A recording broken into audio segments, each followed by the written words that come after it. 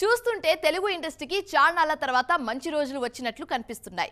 ముఖ్యంగా వచ్చిన సినిమాలు వచ్చినట్లు పోతుంటే చాలా రోజుల తర్వాత వచ్చిన సినిమాలు కొన్ని రోజులు థియేటర్స్ లో ఉండేలా కనిపిస్తున్నాయి.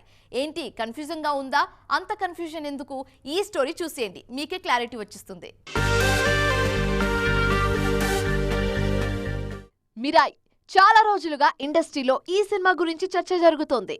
హనుమాన్ లాంటి సెన్సేషన్ తర్వాత తేజ సజ్జ నటించిన సినిమా కావడం, అందులో హనుమంతుడు ఉంటే ఇందులో రాముడు ఉండడంతో ఆసక్తి పెరిగిపోయింది.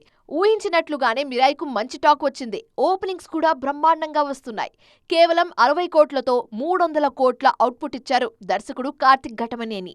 ముఖ్యంగా విజువల్ ఎఫెక్ట్స్ టాప్ నాచ్ లో ఉండడం, మంచు మనోజ్ విలనిజం అన్ని కలిసొచ్చాయి మిరాయ్కు. మరోవైపు కిష్కింధపూరి సినిమాకి సైతం డీసెంట్ టాక్ వచ్చింది. ఫస్ట్ హాఫ్ చాలా భయపెట్టేశాడు దర్శకుడు కౌశిక్. దాంతో దీనికి కూడా ఓపెనింగ్స్ బాగానే ఉన్నాయి.